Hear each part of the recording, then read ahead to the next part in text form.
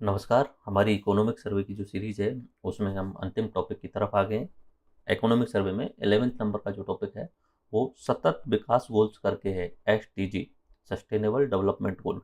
तो इसमें से भी एक सवाल बनने के पूरे चांस रहेंगे, तो इसे हम पूरे तरीके से देखेंगे। और इसमें थोड़ी-सी एक्स्ट्रा चीज़ें क्या है कि मैंने यूएन का फ्रेमवर्क लिया है इसमें।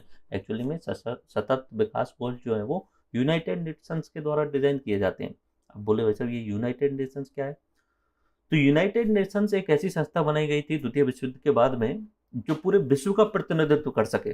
प्रथम विश्व युद्ध हुआ था, उसके बाद में भी ऐसी एक संस्था की जरूरत पड़ी, लेकिन जो संस्था बनाई जा रही थी वो प्रॉपर वे में काम नहीं कर रही थी। तो द्वितीय विश्व युद्ध जब हुआ, तब वो जो पढ़े लिखे लोग थे विश्व के, उन्होंने सोचा कि यार एक संस्था तो बनानी पड़ेगी जो प्रॉपर वे में इस विश्व में शांति बनाए रखे, विश्व की संसद के रूप में काम कर सके, विश्व में जितने भी कानून बनाने हो प्रॉपर वर्ल्ड के लेवल पे उन कानूनों को बनवा सके, और सिक्योरिटी काउंसिल के रूप में, पीस कीपिंग फोर्स के रूप में काम कर सके, और विश्व में कहीं ना कहीं पे कुछ ना कुछ प्रोग्राम चलाती रहे और ट्रेड को कंट्रोल कर सके इस तरीके से।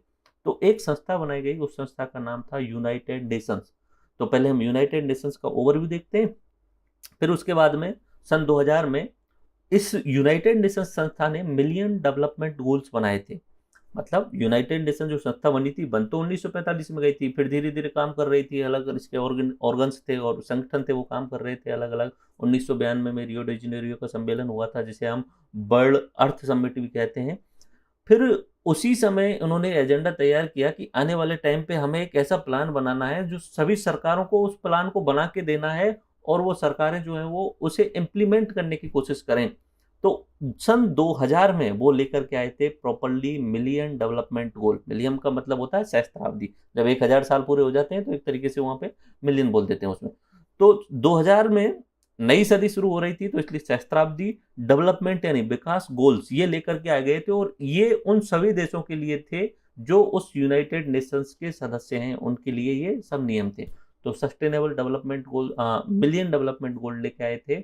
वो जो है वो सन 2000 से और 2015 तक थे, और सभी देशों को बोला गया था कि गरीबी दूर करो, भूखमरी दूर करो, शिक्षा पे जोर दो, स्वच्छ पानी उपलब्ध कराओ लोगों के लिए। ये मेन मेन बात थी। तो ये बातें जो है वो उस समय मिलियन डेवलपमेंट गोल एमडीजी में बोली गई थी। फिर जब 2015 आ गया, तो फिर उन्होंने बोला कि यार 2000 से 2015 वाले का तो रिव्यू कर लेते हैं, फिर आगे का कुछ प्लान बना लेते हैं। तो आगे का प्लान फिर उन्होंने बोला कि चलो 2015 से लेकर और 2030 तक के लिए हम सस्टेनेबल डेवलपमेंट गोल्स लेकर के आ जाते हैं। तो आज का इस लेक्चर में हम यही पढ़ने वाले हैं। सबसे पहले यूनाइटेड नेशंस की थोड़ा सा ओवरव्यू देखेंगे। बाकी एक पूरा लेक्चर होता है यूनाइटेड नेशंस का, संयुक्त राष्ट्र संघ का पूरा। जिस तरीके से हमारी संसद है, इसी तरीके से यूनाइटेड नेशंस है। तो मतलब उसका पूरा एग्जीक्यूटिव बॉडी है, उसकी न्यायिक बॉडी है, उसकी जो है वो लेजिस्लेटिव बॉडी है। तो तीनों उसके एक्चुअली में 5 वो अंग होते हैं, और फिर उसके कुछ ऑर्गन्स होते हैं। ठीक है। तो यूनाइटेड नेशंस का ओवरव्यू देखते हैं, फिर हम समझते हैं एमडीजी क्या थे, जिसमें 8 गोल दिए गए थे सन 2000 से लेकर 2015 तक। फिर देखते हैं हम सस्टेनेबल डेवलपमेंट गोल्स, जिसमें 17 गोल दिए गए हैं 2015 से लेकर 2030 तक, और एजेंडा 2030 भी कहा गया है, क्योंकि 2030 तक हमें ये कंप्लीट करना है। तो ये एजेंडा है, तो एजेंडा इसे 2030 भी कहा गया है। भारत की एसडीजी, अब यूनाइटेड नेशन ने अपने गोल दे दिए, 17 गोल दे दिए, 169 टारगेट दे दिए। भाई सभी देशों से बोला कि आप करो कैसे भी करेंगे। अब उसे इंप्लीमेंट करने का काम भारत पे रहेगा। तो भारत अपना प्रतिबद्धता कैसे दिखाएगा कि भारत में अगर उन्होंने बोला है कि स्वच्छ जो है वो ऊर्जा होनी चाहिए, तो भारत किस तरीके से स्वच्छ ऊर्जा के लिए 2030 के टारगेट सेट करेगा। उन्होंने बोला है कि गरीबी को कम करना है, तो भारत किस किस तरीके से टारगेट सेट करके गरीबी को कम करेगा, किस तरीके से जो है वो भुखमरी को दूर करेगा। तो ये पूरे 17 गोल्स हैं, ये हमें थोड़ी सी देर में देखने हैं, क्योंकि 17 गोल्स में से कुछ भी पूछा जा सकता है। एज ए कहानी में आपको समझाऊंगा तो 17 गोल्स याद भी हो जाएंगे, और एग्जाम में पूछने की पूरी पूरी संभावना है। अब भारत ने भी अपने टारगेट गोल जो है वो प्रतिबद्धता दिखा दी, अब राज्यों को भी अपनी प्रतिबद्धता दिखानी है। अब प्रतिबद्धता के साथ साथ में क्या किया, नीति आयोग को एक काम दे दिया गया कि भाई साहब इनके इंडेक्स निकालो, ताकि ये लोग आपस में कंपटीशन कर सकें। इंडेक्स निकलती है तो हर राज्य जो है वो अपने आप मोटिवेट होता है कि चलो हाँ यार, इस बार परीक्षा में टॉप करना है, इस बार थोड़ा और अच्छे करके लाना है। तो मोटिवेशन फील होता है, इसलिए जो है नीति आयोग के द्वारा एक इंडेक्स निकाली जाती है एसडीजी से रिलेटेड। तो वो इंडेक्स की भी हमें थोड़ा सा चर्चा करनी है। फर्स्ट सेकंड थर्ड जो इंडेक्स आ चुकी हैं, और राजस्थान के अंदर जो जिले हैं उनकी भी इंडेक्स निकालनी शुरू कर दी, उसकी भी चर्चा करनी है। तो पहले हम बात करते हैं यूनाइटेड नेशन संयुक्त राष्ट्र क्या है।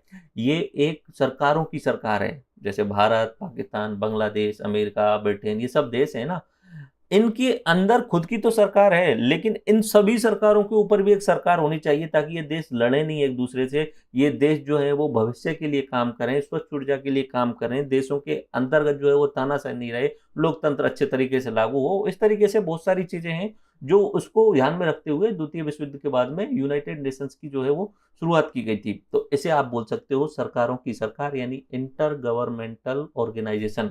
इसकी स्थापना हुई 24 अक्टूबर 1945 को। ये की पॉइंट के रूप में आपको ध्यान रखना है, इसकी स्थापना कब हुई? 24 अक्टूबर 1945 को। अब इसके जो प्रमुख भाग हैं, तो वो आप देख लीजिए। सबसे महत्वपूर्ण है इसका यूनाइटेड नेशन जनरल असेंबली।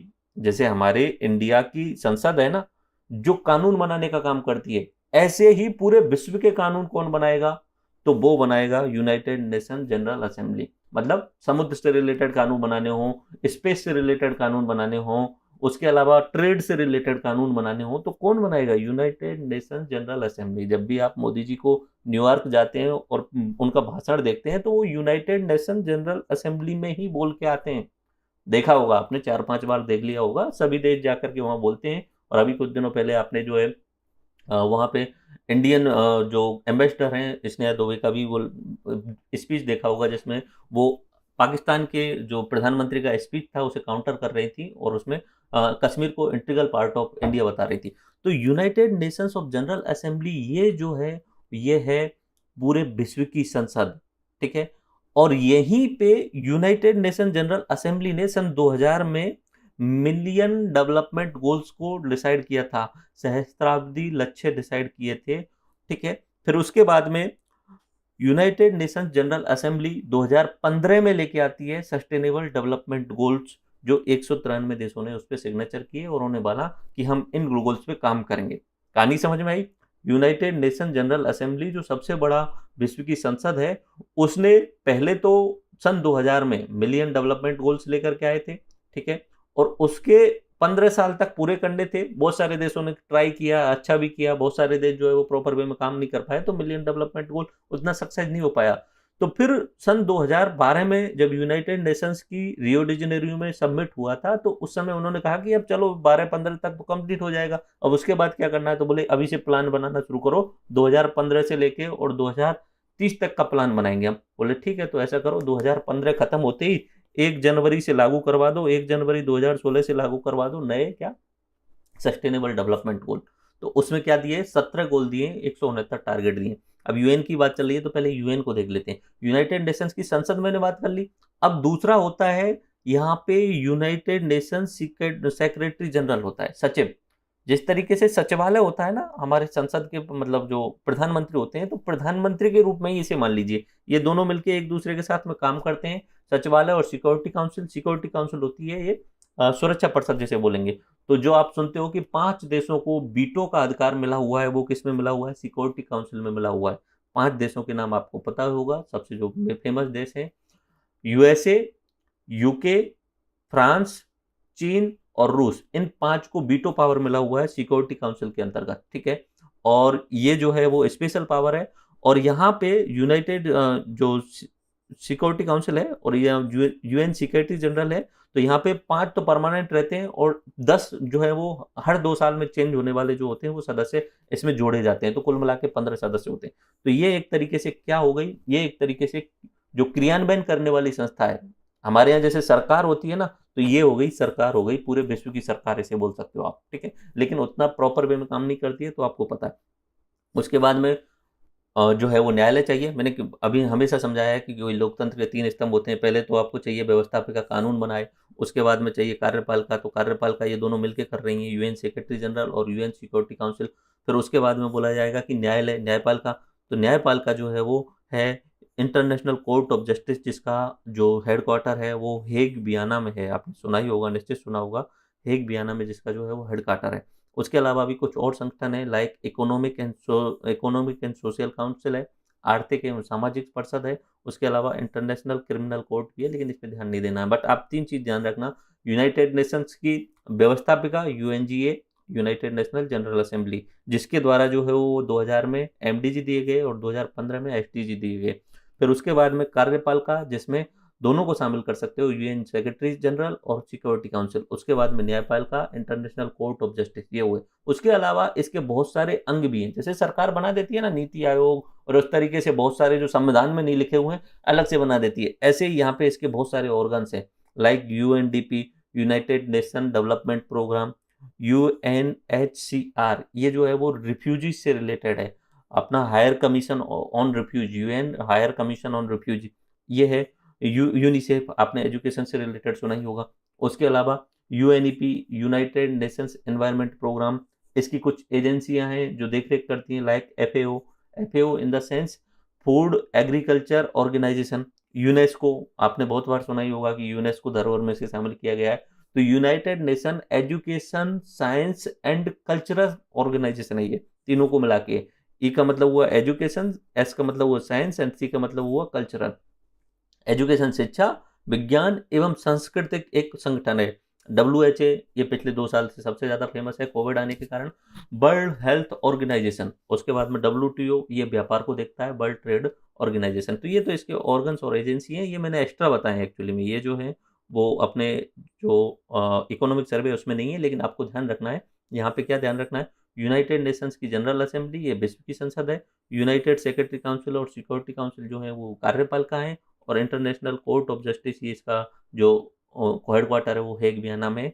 और जो हमारे लिए एमडीजी और एसडीजी पढ़ने हैं वो कहाँ के द्वारा पास किए गए, यूएन जनरल असेंबली के द्वारा। ठीक है, तो अब हम बात करते हैं एमडीजी की। कहानी आपको समझ में आ चुकी है ना। और जो विश्व युद्ध हुआ उसके बाद में पूरे विश्व में सबसे बड़ी संस्था बनी यूनाइटेड नेशंस। फिर वो अपने आप को चौधरी बनाने के लिए उन्होंने डिसाइड किया कि चलो पूरे विश्व के लिए कुछ एक टारगेट्स और गोल्स दीजिए ताकि वो देश पूरा करने की कोशिश करें। तो उन्होंने कहा चलो ठीक है, सन 2000 में दे देते हैं, नई साल आ रही है और फिर नया एक तरीके से हम सहस्त्राब्दी में प्रवेश कर रहे हैं, तो उसी नाम से दे देते हैं मिलियन डेवलपमेंट गोल। बोले 15 साल के लिए दीजिए कि आप गरीबी हटाना, भुखमरी हटाना, शिक्षा की व्यवस्था करना, स्वच्छ जल की व्यवस्था करना, ऐसे जो है वो 7 गोल दे दीजिए। बोले ठीक है, 8 गोल दे दीजिए, इस तरीके से 8 गोल देने इस तरीके से।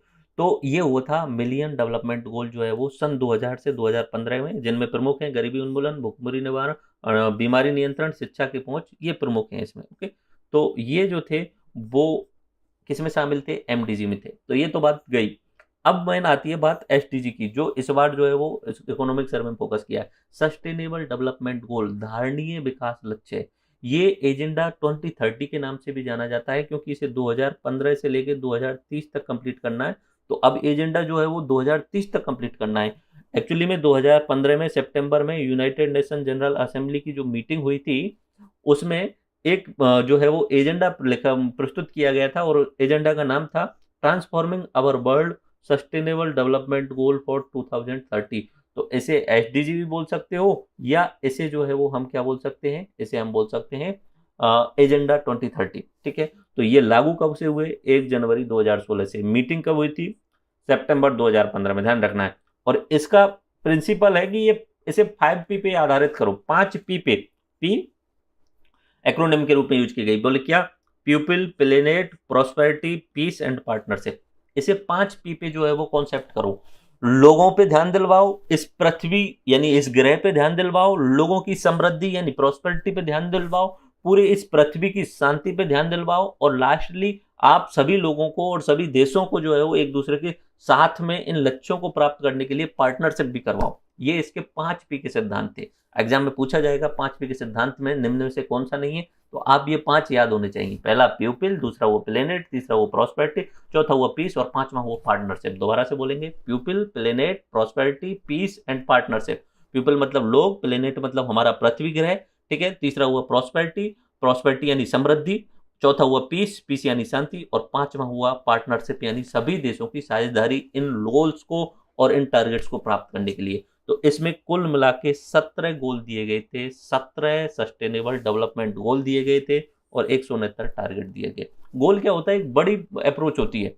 बड़ी अप्रोच इन द सेंस कि हमें गरीबी को हटाना है अगले 30 साल में, 15 साल में, 2015 से 2030 तक। तो बोले हमें गोल क्या है, गरीबी हटाना। लेकिन गरीबी हटाने के लिए आपको छोटे छोटे टारगेट सेट करने पड़ेंगे। पहले आपको एक संस्था बना के पहले गरीबी डिफाइन करवानी पड़ेगी, फिर कुछ अलग अलग छोटी छोटी योजनाएं चलानी पड़ेंगी, तो गोल्स को हम टारगेट्स में डिवाइड कर लेते हैं। मान लीजिए कि आपका गोल है कि कोई एग्जाम पास करना है, रेस एग्जाम पास करना है, तो फिर हम उसे क्या करते हैं, एक एक दिन की अलग अलग टारगेट दे देते हैं। एग्जाम तो फाइनली पास करना ही है, बड़ा गोल आपका क्या हो गया, एग्जाम पास करना, लेकिन अब से छोटे छोटे टारगेट्स में बांटो कि पहले मैं हिस्ट्री को कवर करूंगा, फिर मैं ज्योग्राफी को कवर करूंगा, फिर फिजिक्स को कवर करूंगा। इस तरीके से जो है छोटे छोटे टारगेट्स रखना। तो 17 गोल हैं और उन्हें अगर छोटे छोटे भागों में बांट दें तो 169 टारगेट्स हैं। उन्होंने तो पूरा डिफाइन करके दिया हुआ है कि ये टारगेट इस गोल के अंदर है, बट उतना याद करेंगे तो फिर वो नहीं रहेगा, बर्थ इट नहीं रहेगा। ठीक है, तो लेकिन एक खास बात कि ये नॉट लीगली बाउंड है। यूएनए में बोला हुआ है कि भाई हम आपको सलाह दे रहे हैं, आप इन्हें करने की कोशिश करो, और सरकारों को ये दिशा निर्देश है, लेकिन हम आपको कोई सजा नहीं देंगे कि अगर आप गरीबी हटा दोगे, नहीं हटा पाए तो आपको सजा दी जाएगी, और ऐसा कर भी नहीं सकते। सभी देश जो है वो संप्रभु हैं, खुद की मर्जी से यूएन के साथ में जुड़े। अगर ऐसा करने ही लग जाएगा यूएन तो फिर सब देश निकल ही जाएंगे, क्योंकि भाई जरूरी थोड़ी है सारे गोल्स प्राप्त कर लिए जाएं। लेकिन यूएन ने बोला ट्राई तो करो, आप जितना अच्छे तरीके से हो सके उतना ट्राई करो, अपना पूरा टारगेट देकर के करो। ठीक है, तो अब 17 गोल याद करने, मैं आपको पहले बोल के बताता हूँ, फिर कहानी के थ्रू समझते हैं। पहला है अपना नो पॉवर्टी, नो पॉवर्टी यानी गरीबी उन्मूलन। ठीक है, दूसरा है नो हंगर यानी भूखमरी समाप्ति, भूखमरी उन्मूलन। तीसरा है अपना, तीसरा वाला जो है अपना वो है गुड हेल्थ, अच्छा स्वास्थ्य। ठीक है, उसके बाद में चौथा है अपना गुड क्वालिटी, अच्छे स्वास्थ्य के बाद में अच्छी एजुकेशन, फिर उसके बाद में जेंडर इक्वलिटी यानी लैंगिक समानता। ठीक है, और उसके बाद में क्लीन वाटर एंड सैनिटेशन, स्वच्छ जल एवं स्वच्छता। उसके बाद में रिन्यूएबल एनर्जी, रिन्यूएबल एनर्जी बहुत ज़्यादा फोकस किया जा रहा है, रिन्यूएबल एनर्जी यानी अक्षय ऊर्जा पे आपको जोड़ देना है। उसके बाद में good jobs and economic growth, good jobs, अच्छे आपको रोजगार के अवसर देने हैं और इकोनॉमिक ग्रोथ करनी है, डेवलपमेंट करना है। उसके बाद में इनोवेशन एंड इंफ्रास्ट्रक्चर, आपको जो है वो नए नए खोज करनी है और इंफ्रास्ट्रक्चर यानी आधारभूत ढांचे पे जोड़ देना है। रिड्यूस इनइक्वलिटीज यानी असमानता जो बढ़ रही है, अमीर अमीर होता जाता है, गरीब गरीब होता जा रहा है, इस असमानता को कम करना है, सबको समान लाने की कोशिश करनी है। Sustainable sustainable cities and communities यानी ऐसी सिटीज और कम्युनिटीज बनाओ जो धारणीय हो, सब लोगों के लिए बहन हो, और आने वाली पीढ़ी जो है वो उसको उस आप हमारे लिए गाली नहीं दे के हमने सब चीजों का दोहन कर लिया। यहाँ पे देखो एक शब्द यूज किया है सस्टेनेबल, SDG, सस्टेनेबल या धारणीय। धारणीय का मतलब होता है, सीधी सी बात है कि हमें अपना विकास उस तरीके से करना है कि हम अपने लिए भी अच्छा जीवन जी सकें और हमारी आने वाली पीढ़ी के लिए भी अच्छा जीवन छोड़ सकें। मतलब देखिए, अगर हम चाहें तो सारे जो खनिज हैं उनका दोहन बुरे तरीके से कर दें और आने वाले समय पे हमारी पीढ़ी के लिए कुछ भी नहीं छोड़ के जाएं, मतलब पेट्रोल, डीजल, कोयला और बाकी सब चीजें जो है खत्म करके चले जाएं, तो हमारी आने वाली पीढ़ी जो है वो हमको गालियां देगी कि तुम हमारे लिए कुछ छोड़ के तो गए नहीं, सारा जो है वो खर्च करके चले गए। तो सस्टेनेबल का मतलब है कि धारणीय, हमें उसी तरीके से डेवलपमेंट करना है ताकि आने वाली पीढ़ियां भी सुरक्षित रहें और उनको भी पूरी सुविधाएं मिल सकें, इसलिए उसे बोला जाएगा सस्टेनेबल। यानी हमारा भी विकास करना है और आने वाली पीढ़ियों का भी ध्यान रखना है कि वो हमारे कारण जो है वो कमजोर ना हो, वो हमारे कारण जो है वो पीछे ना रहें। तो ये सस्टेनेबल सिटीज एंड कम्युनिटी, तो ऐसे धारणीय शहर बनाओ जो है वो आने वाले टाइम पे भी यूज हो सकेंगे एंड मोर इम्पोर्टेंटली सभी लोग उसे अफोर्ड कर सकें। उसके बाद में अगला रेस्पॉन्सिबल कंजम्पशन, एक जो है जिम्मेदारी पूर्ण तरीके से उपभोग करना चीज़ों का। उसके बाद में क्लाइमेट एक्शंस, ये पर्यावरण से रिलेटेड है, यहाँ से क्लाइमेट एक्शंस, जलवायु पे कुछ अपने एक्शंस लीजिए। उसके बाद में लाइफ बिलो वाटर, जो जलीय जीव है उनका भी ध्यान रखिए। लाइफ ऑन द लैंड, ये पृथ्वी पे जो जीवन है इसका भी ध्यान रखिए, प्रदूषण मत फैलाइए। पीस एंड जस्टिस, न्याय होना चाहिए हर देश में। And then partnership for the goals, इन सभी गोल्स को प्राप्त करने के लिए हमें पार्टनरशिप भी करनी चाहिए। तो ये 17 गोल हैं। मैं दोबारा बोलूंगा, 17 गोल का मतलब ये यूनाइटेड नेशंस ने उन सभी 193 देशों के लिए 17 गोल लिख के दे दिए हैं, 169 टारगेट लिख के दे दिए हैं। भाई कोशिश करो अगले 15 सालों में इसे पूरा करने की, कैसे भी करके इन्हें निकालने की कोशिश करो अगले 15 सालों में। तो फिर मैं एक बार बोलता हूँ, फिर कहानी के थ्रू याद कराता हूँ। एक बार पहला बोला इन्होंने कि भाई गरीबी हटाओ, कैसे भी करके गरीबी हटाओ, सभी देशों को बोला ठीक है हटाएंगे। उसके बाद में बोला कि भुखमरी खत्म करो। उसके बाद में बोला सभी लोगों को अच्छा स्वास्थ्य दो। उसके बाद में बोला सबकी लोगों के लिए अच्छी एजुकेशन दो। फिर बोला है सभी देशों से एजुकेशन दे दिया। उसके बाद में बोला कि यार सभी देश हम अपने अपने देश में कम से कम लैंगिक समानता पे जोड़ दो, ये जो महिला और पुरुष में भेदभाव है उस भेदभाव को खत्म करवाओ सभी देशों से बोला। उसके बाद में बोला क्लीन वाटर एंड सैनिटाइजेशन पे बहुत सबसे बड़ी प्रॉब्लम है, जो है वो स्वच्छ जल नहीं मिल पाता है गाँव में शहरों में, तो कम से कम स्वच्छ जल दो और बाकी आसपास के क्षेत्रों में स्वच्छता जहाँ रह रहे हैं वहाँ पे स्वच्छता होनी चाहिए। फिर बोला कि ऊर्जा तो जरूरत है लेकिन ऊर्जा की पूर्ति के लिए आप रिन्यूएबल एनर्जी पे फोकस करो।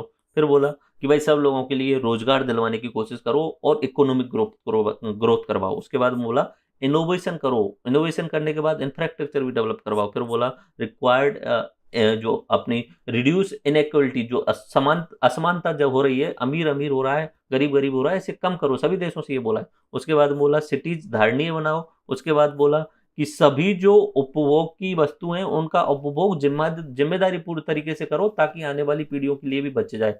फिर बोला कि क्लाइमेट पे जोड़ दो, ये जो पिछले 13 से लेकर 17 तक के हैं ये सब क्लाइमेट की बात करने वाले हैं। बोले क्लाइमेट पे कैसे जोड़ दो, पहले तो क्लाइमेट एक्शन लो, समझाओ लोगों के लिए और अपनी तरफ से पूरा एक्शन लो। उसके बाद बोलो कि जलीय जीवों पे भी ध्यान दो। उसके बाद बोलो वायु प्रदूषण, जो लाइफ ऑन अर्थ है उसका भी ध्यान रखो और ऊपर जीवन जो है वो वन्य जीव है उनका भी ध्यान रखो। उसके बाद में बोला कि सभी लोगों के लिए पीस एंड जस्टिस दो। और उसके बाद में बोला पार्टनरशिप फॉर द गोल, सभी देश हो सके तो एक दूसरे के साथ पार्टनरशिप भी करो इन गोल्स को प्राप्त करने के लिए। तो अब मैं इसे याद कराने का एक आसान तरीका बताता हूँ। मान लीजिए कि एक गरीब घर में एक बच्चा पैदा होता है, ठीक है। तो बच्चा पैदा, अब ये एक स्टोरी की तरफ आप लेना ताकि ये याद हो जाए, ठीक है। गरीब घर में पैदा हुआ तो उसके दिमाग में क्या आएगा सबसे पहले, अगर सोचे तो बोले यार गरीबी है इससे तो निजात मिलना चाहिए मुझे, ठीक है। या उसके पिताजी के दिमाग में या उस सरकार के दिमाग में क्या आएगा, सरकार के दिमाग में आएगा कि चलो भाई गरीबी हटानी है तो गरीबी हटाओ, ठीक है, पहला गरीबी उन्मूलन करना। अब गरीब है तो वो बच्चा भूखा भी रहता है, ठीक है, और भूखा रहेगा तो वो बच्चा बीमार भी रहता है। तो सरकार को अब क्या करना है, उस भूखमरी को समाप्त करना है, यानी लोग भूखे नहीं रहने चाहिए। सरकार को क्या करना है, वो बीमार हो रहा है ना तो उसकी हेल्थ को अच्छी करवानी है, यानी स्वास्थ्य पे जोर देना है। चलो ठीक है, बच्चा गरीब पैदा हुआ उसके बाद में वो भूखा नहीं मरना चाहिए, गरीब पे से हम कोशिश करेंगे कि चलो उसे गरीब नहीं होने देंगे, धीरे धीरे वो भूखा नहीं मरना चाहिए, दूसरा काम हो गया। तीसरा काम, चलो वो बीमार हो गया तो उसकी स्वास्थ्य का भी हमें ध्यान देना चाहिए, सरकार बोल रही है। अब ये 3 चीज हो गई। अब बच्चा जो है वो बड़ा हो रहा है तो सरकार का काम है कि शिक्षा दो, क्योंकि भाई पहले गरीब घर में पैदा हुआ था तो कम से कम शिक्षा तो दो ताकि वो फ्री में शिक्षा, अच्छी शिक्षा मिल सके। बोले ठीक है। अब वो बच्चा स्कूल में जाएगा तो स्कूल में ऐसा नहीं होना चाहिए कि भेदभाव हो, स्कूल में लड़का लड़की दोनों के बीच में समानता होनी चाहिए, लैंगिक समानता होनी चाहिए, ये सरकार को देखना पड़ेगा इस तरीके से। उसके बाद में स्कूल में स्वच्छ जल की व्यवस्था करवाओ, घर पे तो उतना स्वच्छ जल है नहीं, स्कूल में नल लगवाओ, उसके अलावा वाटर के लिए आरओ सुविधा करवाओ, तो कम से कम स्वच्छ जल तो होना चाहिए। देखो बहुत सारी बीमारियां जो होती हैं वो स्वच्छता के कारण ही होती है, मतलब अगर स्वच्छ नहीं है तो वहाँ पे बहुत सारी बीमारी हो जाती हैं और स्वच्छ जल नहीं है तो भी बीमारियां होती हैं। तो बोले स्कूलों में स्वच्छ जल की व्यवस्था करवाओ। लैंगिक समानता तो उसने पहले देख ली।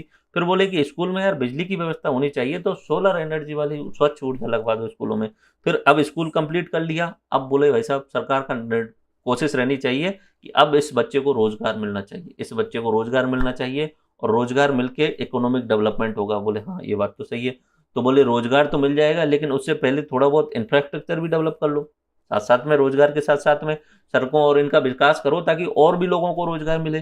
बोले ठीक है, और भी लोगों को रोजगार मिलेगा, बाकी लोगों को रोजगार मिलेगा तो असमानता समाप्त हो जाएगी अपने आप। अब ये असमानता समाप्त हो जाएगी, पैसे आने लग जाएंगे तो ये लोग शहरों में आके रहने लगेंगे। तो शहर ऐसे बना दो ताकि ये रहने लोग बन जाए, धारणीय शहर बन जाए। फिर अब ये शहर में आ जाएंगे तो इनकी बात पैसा भी है तो इनको इतना तो समझा दो कि यार पैसा है तो ऐसा मत करो कि जो मन में आए वो खर्च करने लग जाओ, सही तरीके से उपभोग करो, वस्तुओं का कंजम्पशन उस हिसाब से करो ताकि आने वाली पीढ़ी जो है वो उसे यूज कर सके। तो धारणीय उपयोग करो। और लास्ट में बोले कि उनको समझाओ कि इन्वायरमेंट पे फोकस करें, जिनमें से हमारी पृथ्वी को बचाना है, पानी के ऊपर बात करनी है, पृथ्वी के ऊपर जो जीवन है, जलीय जीव जंतु हैं उनके बारे में बात करनी है, फास्ट में लास्ट में सबसे इंपॉर्टेंट उसके लिए न्याय व्यवस्था भी जरूरी है। और फिर ये सरकार का काम हो गया कि पार्टनरशिप फॉर दी एसडीजीज, इन लक्ष्यों को प्राप्त करने के लिए पार्टनरशिप करेंगे। कहानी समझ में आई? रिवाइज करें, रिवाइज आसानी से करेंगे। अब मैं आपके सामने ही बोलूंगा, इधर नीचे की साइड में नहीं देखूंगा। देखो गरीब बच्चा है, ठीक है, सरकार को क्या करना चाहिए, गरीब बच्चा पैदा हुआ है तो आगे से कोशिश करनी चाहिए वो गरीबी कम हो, ठीक है, पहला टारगेट हो गया कि गरीब बच्चे से कहानी शुरू करना, आपकी गरीब है तो गरीबी कब करनी है, ठीक है, मतलब आपको कैसे भी याद करना है, ये तो स्टोरी मैंने बनाई हुई है।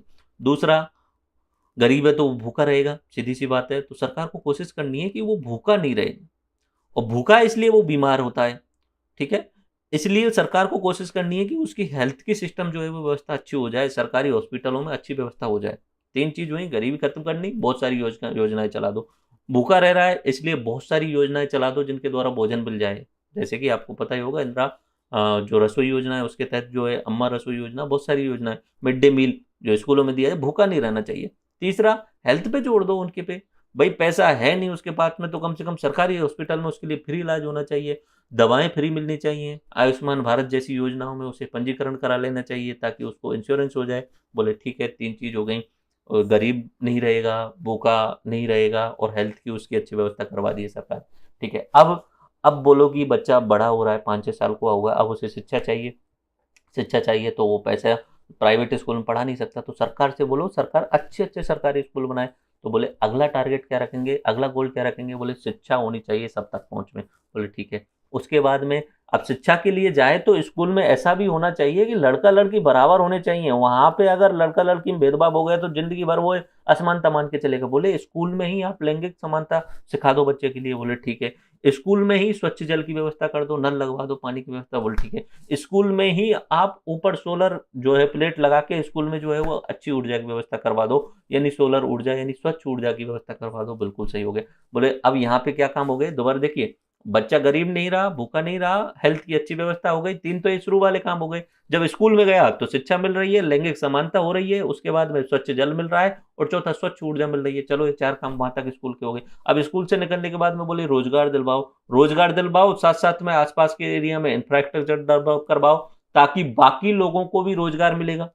इसने तो शिक्षा ली इसलिए रोजगार मिल गया, इंफ्रास्ट्रक्चर डेवलप कराओ ताकि बाकी लोगों को रोजगार मिलेगा, ताकि असमानता समाप्त होगी, और वो असमानता समाप्त होगी, पैसा आएगा तो ये लोग जो है वो निकल के शहरों की तरफ जाएंगे, ठीक है। और धारणीय शहरों का विकास करवाओ। बोले ठीक है। अब शहरों में पहुंच गए तो इनसे समझाओ कि ज्यादा उपभोग ना करें, धारणीय तरीके से सही तरीके से उपभोग करें। बोले ठीक है। अब ये सब चीज समझ गए, अच्छा जीवन आ गया अब तो, क्योंकि सारी चीजें शहर में रह रहे हैं, उसके लिए बिजली पानी स्वच्छ जल मिल गया, उसके अलावा स्वच्छ ऊर्जा मिल गई, एजुकेशन मिल गई, लैंगिक समानता वो समझ चुका है, इंफ्रास्ट्रक्चर उसके आसपास में मिल रहा है, असमानता दूर हो गई है, पैसे उसके पास में आ चुके हैं, घर में वो रह ही रहा है, ठीक है।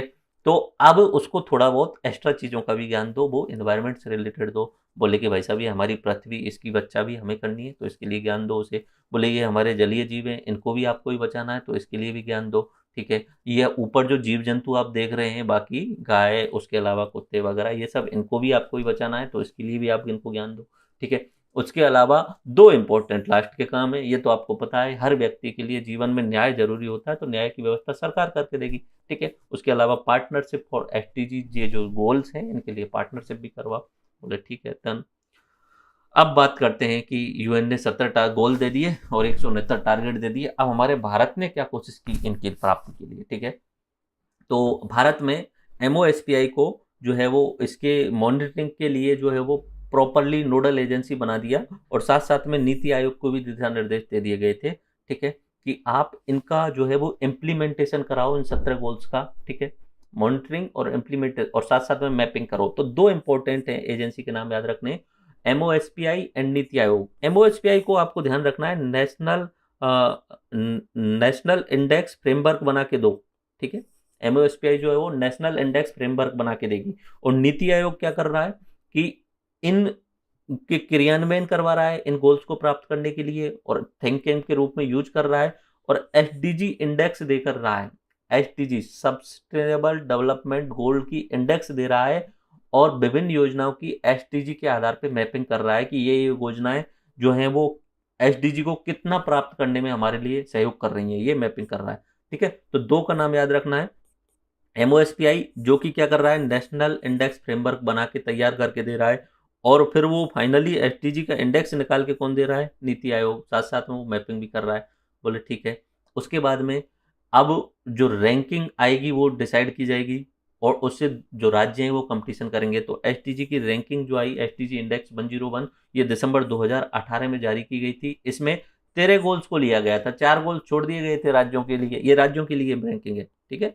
अब राज्य क्या करेंगे पीस वगैरह और उनमें और एनवायरनमेंट में वो काम बोले हम खुद कर लेंगे, जो है बाद में देखेंगे राज्यों के लिए। भाई पहले तो ये जो मेन 13 गोल हैं, मेन 13 गोल कौन से हुए हैं, दोबारा रिवाज कर सकते हो। गरीबी हटानी है, भुखमरी हटानी है और हेल्थ पे जोर देना है, पहले 3 हुए। उसके बाद में अगले 4 क्या हुए, बोले शिक्षा देनी है, लैंगिक समानता बढ़ानी है और स्वच्छ जल की व्यवस्था करनी है और स्वच्छ ऊर्जा की व्यवस्था करनी है। अगले 4 ही हो गए, कहानी से आप याद कर सकते हो, स्कूल में हुए 4 का।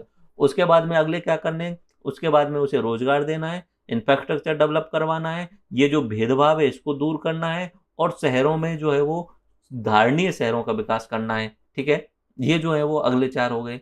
ठीक है, उसके बाद में जो है यहाँ पे फिर उन्होंने बोल दिया है धारणीय उपभोग करवाना है और एनवायरमेंट के लिए। तो जब पहली इंडेक्स ली गई थी उसमें सिर्फ 13 गोल लिए थे, पहले 13 वाले, उसके ये वाले गोल नहीं लिए थे एनवायरमेंट से रिलेटेड वाले और पीस एंड जस्टिस वाले, दूसरी वाली में सब ले लिए थे एक को छोड़ के।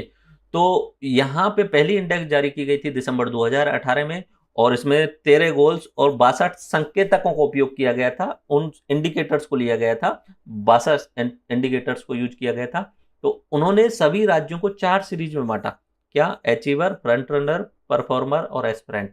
शुरुआत करेंगे एस्पिरेंट से। ठीक है, एस्पिरेंट जो होता है, जब आप कोई सी भी एग्जाम की तैयारी करने की शुरुआत करते हो तो आप बोलते हो कि हम जो है वो आरएस प्रतियोगी हैं, एस्पिरेंट हैं। तो एचडीजी इंडेक्स में अगर कोई शुरुआत कर रहा है, उसकी रैंक जो नंबरिंग है वो 0 से 50 के बीच में है तो वो एस्पिरेंट है। उसके बाद में आता है परफॉर्मर। तो 50 से लेके और 64 तक की रेंज जो है उनको बोल दिया कि आप परफॉर्मर हो, कि ठीक ठाक प्रदर्शन कर रहे हो, आपके टेस्ट में नंबर अच्छे आने लग गए। ठीक है, अब उसके बाद में आता है जो 64 से और 65 से और लेके 99 तक पहुंच रहा है तो फ्रंट रनर, बोले भाई साहब आप सबसे तेज दौड़ रहे हो, फ्रंट रनर। और फिर उसके बाद में जो पूरा 100% कवर कर लेगा, बोले यार आपने तो सब कुछ कवर कर लिया, अचीव हो गया आपके द्वारा। तो ये हो गई उसकी 4 सीरीज। एस्पिरेंट शुरुआत करेगा, प्रतियोगी है, उसके बाद में परफॉर्म करना शुरू करेगा, उसके बाद में वो तेज दौड़ने लग जाएगा, उसके बाद में वो सब कुछ लक्ष्य प्राप्त कर लेगा। ऐसे ही इन 4 सीरीज में बांट दिया गया सभी राज्यों को। तो प्रतियोगी 0 से 49, परफॉर्मर 50 से 64, उसके बाद में फ्रंट रनर 65 से 99 और अचीवर यानी 100। तो इसमें अगर बात की जाए तो इसमें रैंकिंग आपको ध्यान रखनी पड़ेगी। पहला जो एसटीजी इंडेक्स आया था, एसटीजी इंडेक्स 1.0, ये दिसंबर 2018 में आया था। दूसरा आया था दिसंबर 2019 में। हमारा जो इकोनॉमिक सर्वे है उसमें इतनी ही बात की गई है। और एसटीजी 3.0 आया है दिसंबर 2020 में, हमें एक्स्ट्रा ऐसे जोड़ दिया है, बाकी इकोनॉमिक सर्वे में यहाँ तक बात की गई है। तो एसटीजी जो 1 था उसमें राजस्थान को 59 नंबर मिले थे, रैंकिंग नहीं बोल रहा हूँ, 59 नंबर मिले थे, कितने में से, 100 में से। ठीक है, यानी फर्स्ट डिवीजन नहीं हो पाए थे, लेकिन क्या रहे ये हुए परफॉर्मर। कौन से रहे, परफॉर्मर, क्योंकि 50 से 59 के बीच में। और ऑल इंडिया के जो नंबर मिले थे, ऑल इंडिया मतलब टोटल सभी राज्यों का औसत जो होता है वो 57 थे। ठीक है, यानी हम अपने ऑल इंडिया के से थोड़ा सा ऊपर निकल के आ रहे थे। फिर उसके बाद में दूसरा आया, दूसरे में जो है वो एसडीजी 2 में जो है वो 16 गोल ले लिए गए। पहले वाले में 13 गोल थे और दूसरे वाले में 16 गोल ले लिए गए। ठीक है, इंडिया की रैंकिंग में नंबर, इंडिया की जो मार्क्स थे, जो नंबर थे, रैंकिंग नहीं है, नंबर है। ओके, इंडिया को 60 नंबर मिले 100 में से, हमारा राजस्थान 57, यानी पहले 59 था, उसके बाद में गिर करके 57 पे आ गया था। ठीक है, और अभी एसडीजी 30 आई है, उसमें हमारे राजस्थान को 60 नंबर मिले। तो कहानी क्या रही, 59, 57 और 60, 3 तक जो है वो इस तरीके से।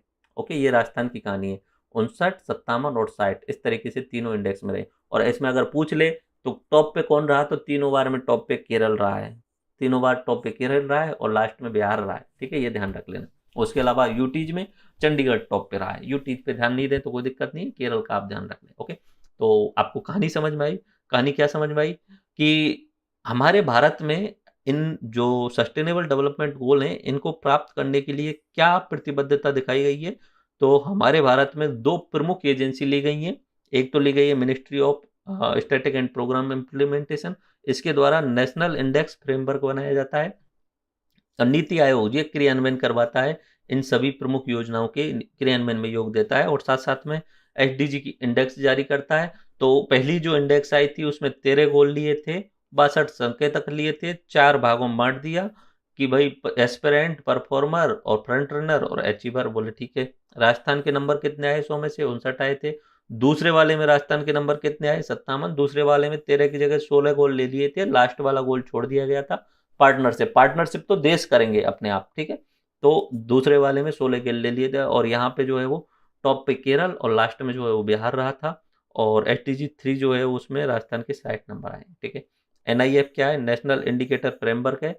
नेशनल इंडिकेटर फ्रेमवर्क है। ये इंडिकेटर जो इंडेक्स में बोल रहा था वो मिस्टेकन हुआ, नेशनल इंडिकेटर फ्रेमवर्क है। ये ministry of static programme implementation के द्वारा बनाया गया था, और ये मॉनिटरिंग एंड रिपोर्टिंग के लिए जो है वो ये नेशनल इंडिकेटर फ्रेमवर्क बनाया गया था, जिसमें 302 संकेतक यूज किए गए हैं। तो NIF जो है वो किसके द्वारा बनाया गया?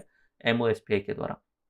राजस्थान में SDG के प्रति प्रतिबद्धता, जैसा जैसा अपने देश में किया गया ऐसे ही राजस्थान में SDG के लिए अपनी प्रतिबद्धता दिखाई गई। तो राजस्थान वालों ने बोला कि कोई भी पीछे नहीं रहना चाहिए, हमारे यहाँ पे कोई भी जिला पीछे नहीं रहना चाहिए। बोले ठीक है, राजस्थान में कुछ नोडल एजेंसी बना लो। तो बोले ठीक है, आयोजना विभाग को, प्लानिंग डिपार्टमेंट को हम नोडल एजेंसी बना देते हैं, जो कि इस SDG पे पूरा मॉनिटरिंग और सब काम करवाना, योजनाओं का क्रियान्वयन करवाना ये करेगा। तो हमारे यहाँ पे जो सभी लक्ष्य हैं उनको 8 सेक्टोरल वर्किंग ग्रुप में डिवाइड कर लिया गया कि हमें जो गोल्स हैं इनको 8 भागों में बांट लीजिए। अब वैसे तो उन्होंने मैप दिया हुआ है, उनमें से ये पूछा जा सकता है कि ये जो है वो किस सेक्टर में आ रहा है, बट उतना ध्यान नहीं देना है। जिला लेवल पे इस सब का मॉनिटरिंग कौन करेगा? जिला कलेक्टर करेगा। साथ साथ में जिला स्तरीय समितियों का गठन किया गया मॉनिटरिंग के लिए। तो राजस्थान में सतत विकास गोल्स के लिए सूचकांक लिए गए, और इन सूचकांक यानी जैसे वहाँ केंद्र में जारी कर रहा था राज्यों की रैंकिंग, ऐसे यहाँ पे राजस्थान में जो है वो इनके लिए रैंकिंग जारी की जाने लगी। तो यहाँ पे राज्य सतत विकास गोल सूचकांक के द्वारा 12 गोल्स और 31 संकेतक के रूप में जो है वो रैंकिंग जारी की गई। पहली बार रैंकिंग जारी की गई, उसमें टॉप पे रहे झुंझुनू और जयपुर, और लास्ट में रहे 12 और जैसलमेर। जैसलमेर सबसे लास्ट में रहा था। और दूसरी बार ये 1 अप्रैल 2021 में जारी की गई है। ये अभी जोड़ा गया है अपना, इकोनॉमिक सर्वे में नहीं दिया है लेकिन मैंने एक्स्ट्रा जोड़ दिया है। दूसरी जो रैंक जारी की गई है SDG की, उसमें कोटा टॉप पे रहा और चूरू नंबर 2 पे रहा, और जैसलमेर सबसे लास्ट में और बाड़मेर सबसे लास्ट में। और नो अचीवर, नो अचीवर का मतलब क्या है कि सब किसी को 100 नंबर मिल ही नहीं सकते, इतनी जल्दी कौन अचीव कर सकता है।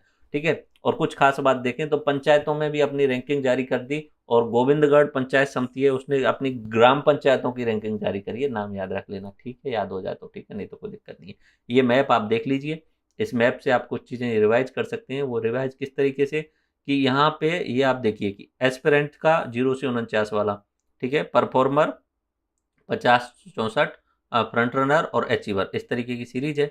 तो इसमें आप देखिए एस्पिरेंट तो अब कोई रहा नहीं, सब लोग जो है प्रतिभागी से हटके अब जो है वो प्रतियोगी आ गए, क्योंकि 2015 का मामला था, उसमें 2018 में रैंकिंग शुरू करी। तो यार 5-6 साल हो गए, अब क्या प्रतियोगी बनते रहोगे? कुछ परफॉर्म करना शुरू करो।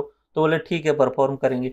हमारे उत्तर भारत के जितने भी राज्य हैं वो सब सिर्फ अभी परफॉर्म ही कर रहे हैं। ठीक है, ये परफॉर्म का है, ये सभी उत्तर भारत के जितने भी राज्य हैं। ठीक है, उनसे आगे निकल गए फ्रंट रनर हैं, सबसे आगे जो चल रहे हैं वो हैं दक्षिण के 5 राज्य, और ऊपर देखें तो यहाँ पे हिमाचल प्रदेश और सिक्किम। ठीक है, ये फ्रंट रनर हैं। बस ये एज ए मैप आपको यहाँ दिखाया है, बाकी आप समझ गए होंगे। ये है सामाजिक आर्थिक, उनको डिवाइड किया गया है ग्रुप्स में, और ये भी मैप में इस तरीके से डिवाइड किया गया है कि गरीबी का अंत, टारगेट की संख्या, SDG टारगेट्स, वैश्विक एवं राष्ट्रीय संकेतकों की संख्या। तो टारगेट की संख्या इसके अंतर्गत मैंने बताया था ना, गोल तो है 17, उसमें 169 टारगेट हैं, और उसमें भी अलग अलग संकेतक यूज किए गए हैं एक्स्ट्रा। ठीक है, ये 301 संकेतक का फ्रेमवर्क बना दिया गया। किसके द्वारा बनाया गया? वो अपना उसके MOSPI के द्वारा बनाया गया था। और ये राष्ट्रीय संकेतक 301 है। ओके, लास्ट में 302, यहाँ पे 302 लिखा हुआ है, और वहाँ पे मैंने 301 लिखा है या 302, 302 ही ध्यान रखना है आपको। 302 संकेतक का जो है वो यूज किया है। ओके, तो ये है अपने 17 गोल। गरीबी हटाओ, भुखमरी हटाओ, को स्वास्थ्य पे जोड़ दो, उसके बाद शिक्षा बढ़ाओ, लैंगिक समानता बढ़ाओ, शुद्ध जल और स्वच्छ ऊर्जा, फिर उसके बाद में आर्थिक विकास करो, फिर संरचना डेवलपमेंट करो, असमानता दूर करो, फिर शहरों को विकास करो, उपभोग सही ढंग से करो, जलवायु का कार्रवाई करो, जल में जीवन पे ध्यान दो, भूमि जीवन पे, शांति, न्याय और गोल्स के लिए पार्टनरशिप। ये 17 गोल्स मैंने आपको याद कराए हैं, पूछे जा सकते हैं। तो क्वेश्चन नंबर शुरू करते हैं। क्वेश्चन नंबर 1, सतत विकास के 17 गोल और इनसे संबंधित 169 टारगेट कब से प्रभावी हुए? मैंने बताया था सितंबर 2015 में तो मीटिंग हुई थी, लेकिन लागू कब से हुए? 1 जनवरी 2016 से लागू हुए थे। बताया, वो तो आंसर आप आराम से दे दो। ये क्वेश्चन जो है वो टॉप क्वेश्चन से, इनसे बाहर जाने की कोई संभावना नहीं रहेगी। ओके, डोंट वरी, ये क्वेश्चन काफी अच्छे हैं। नेक्स्ट क्वेश्चन, भारत के किस मंत्रालय ने एसडीजी की मॉनिटरिंग के लिए 302 संकेतकों को सम्मिलित करते हुए नेशनल फ्रेमवर्क बनाया है? एनआईएफ, नेशनल इंडिकेटर फ्रेमवर्क, किसके द्वारा बनाया गया? एमओएसपीआई, ठीक है, MOSPI, ministry of static and programme implementation, जिसमें ये जो है वो क्या क्या बनाया गया है?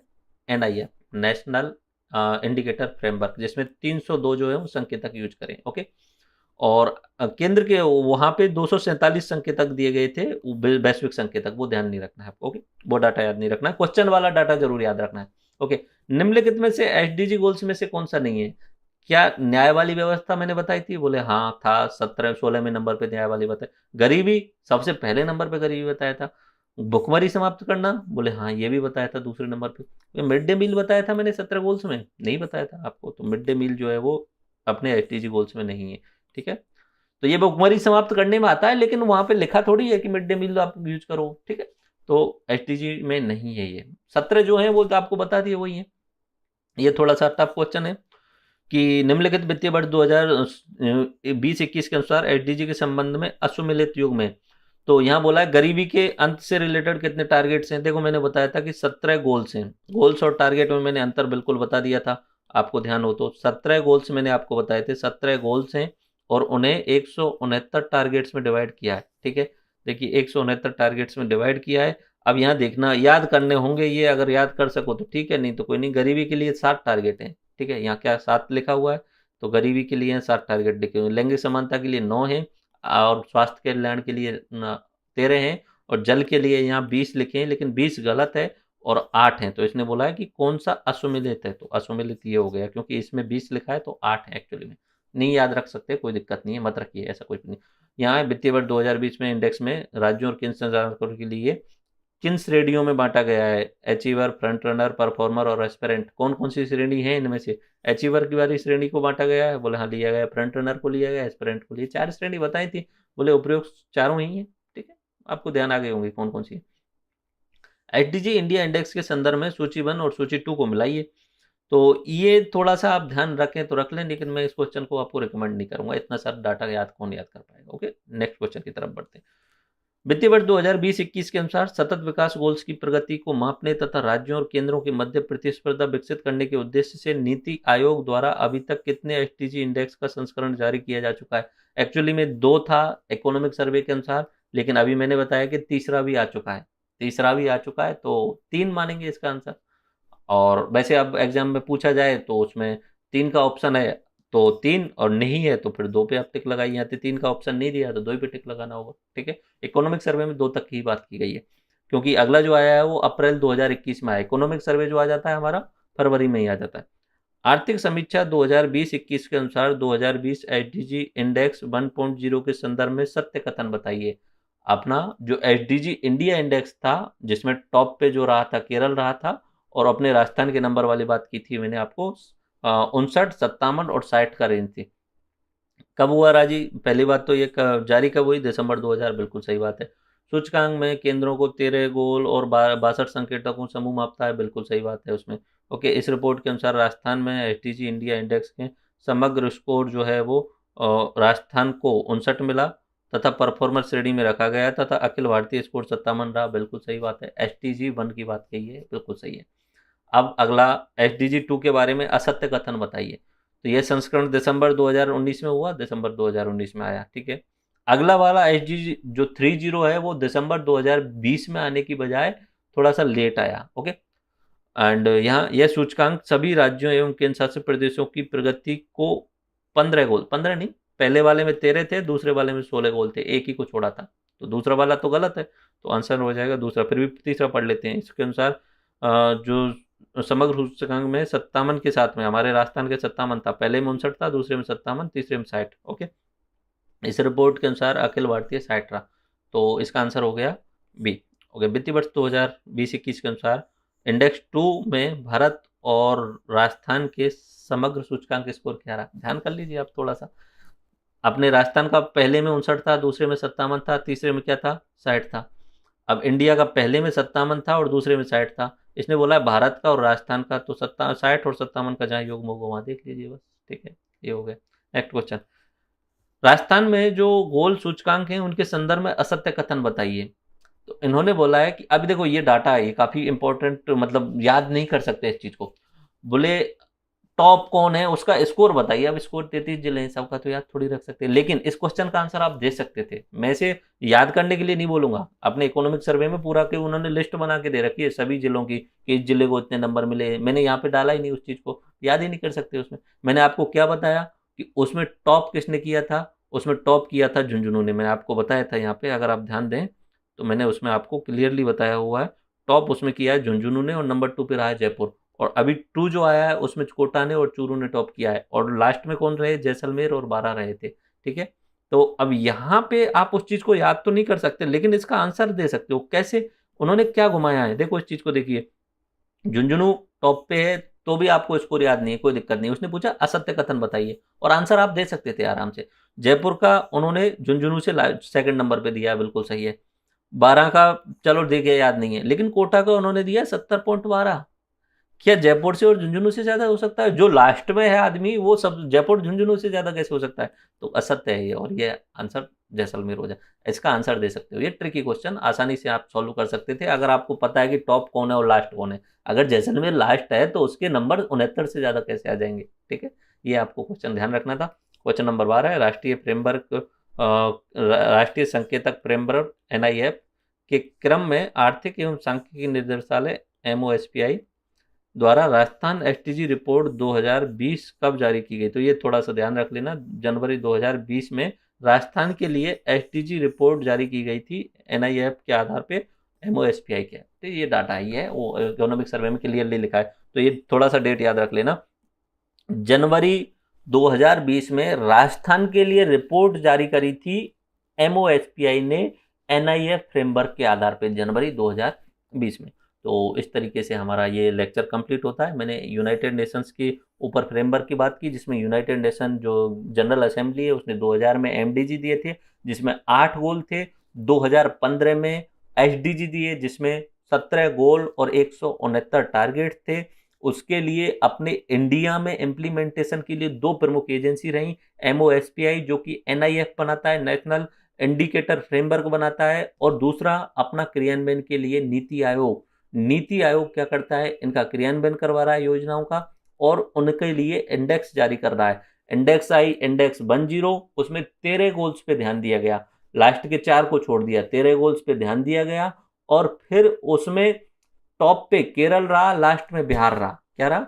टॉप पे केरल रहा और लास्ट में कौन रहा? बिहार रहा। हमारे इंडिया का इंडेक्स 1 में जो जो ओवरऑल जो थी इंडिया की रैंक नंबरिंग जो थी वो 57 नंबर मिले, लेकिन राजस्थान को 59 नंबर मिले। SDG 2.0 आया, यानी दूसरा जो आया, उसमें 16 गोल्स को ले लिया गया, सिर्फ लास्ट वाले को छोड़ दिया गया, साझेदारी वाले को। और हमारे राजस्थान का उसमें जो स्कोर रहा वो 59 नंबर 57 नंबर रहा। पहले में 59 था, दूसरे में 57 रहा। और इंडिया का जो स्कोर रहा, पहले में 57 था, दूसरे में 60 हो गया था। तीसरा SDG 3.0 आ चुका है, लेकिन वो पूछा नहीं जाएगा, वो मैंने आपको बता दिया। उसके बाद में SDG के 17 गोल याद कराए थे, दोबारा से मैं बोल देता हूँ। गरीबी हटानी है, क्योंकि बच्चे से ध्यान रखना है, गरीब बच्चा है, गरीबी हटाने की बात करनी है। वो भूखा रहेगा तो भूखमरी हटानी है। वो बीमार हो जाएगा तो उसे बीमारी के लिए स्वास्थ्य की सुविधा अच्छी करनी है। अब फिर उसे स्कूल भेजना है, स्कूल भेजने पे उसको ध्यान रखना है कि लैंगिक समानता का ज्ञान मिले उसे, सभी लड़का लड़की बराबर हो। फिर वहाँ स्कूल में पानी की व्यवस्था करवाओ, स्कूल में स्वच्छ ऊर्जा की व्यवस्था करवाओ। चलो स्कूल से निकल गया, बोले अब उसके लिए रोजगार की व्यवस्था करवाओ, बोले रोजगार व्यवस्था करा दिया। अब संरचना, अवधोसंरचना, इंफ्रास्ट्रक्चर का विकास करवाओ, ताकि बाकी लोग भी आ सकें मेन स्ट्रीम में और बाकी लोगों का भी विकास हो सके, यानी जो है वो असमानता दूर हो सके। बोले ठीक है। उसके बाद में इन्हें शहर आएंगे तो शहरों में इन्हें सस्टेनेबल शहर उपलब्ध कराओ। बोले ठीक है। अब शहरों में ज्यादा उपभोग नहीं करें तो इन्हें समझाओ धारणीय उपयोग करो, उपभोग करो। बोले ठीक है। वो धारणीय उपयोग होने के बाद में फिर इन्हें एनवायरमेंट के रिगार्डिंग बातें कराने लग जाओ। बोले कि भाई लाइफ ऑन प्लेनेट पे ध्यान रखना है आपको, लाइफ ऑन वाटर पे ध्यान रखना है, जलीय जीवों के बारे में बात करना, लाइफ ऑन अर्थ यानी जलीय जीवों के बारे में बात करना, जीव जंतुओं के बारे में बात करनी है। फिर उसके बाद में पीस एंड जो है वो न्याय देना है आपको, तो न्याय व्यवस्था करवानी है। और लास्टली बोला था कि आपस में एक दूसरे मिलके ये करना है। और राजस्थान की जो है रिपोर्ट इसके रिगार्डिंग मैंने आपको बताया था एसटीजी जो है वो राजस्थान के लिए जिला लेवल पे बनाई जाती है, तो जिसमें पहले नंबर पे वन वाली रिपोर्ट थी, उसमें जो झुंझुनू और जयपुर रहे, दूसरी वाली में कोटा नंबर 1 पे आ गया, तो लास्ट में जैसलमेर रहा था। ये पूरी मैंने कहानी बताई थी। यूएन की स्थापना जो है वो 24 अक्टूबर 1945 को हुई थी। तो इस तरीके से हमारा ये कंप्लीट होता है। आप पीडीएफ को 2-3 बार रिवाइज करना, एक सवाल आपका पक्का यहाँ से निकल जाएगा। धन्यवाद, जय हिंद। अब इसके बाद में हम इस पूरे जो इकोनॉमिक सर्वे है इसका जो है वो रिवीजन करेंगे 2 घंटे के अंदर।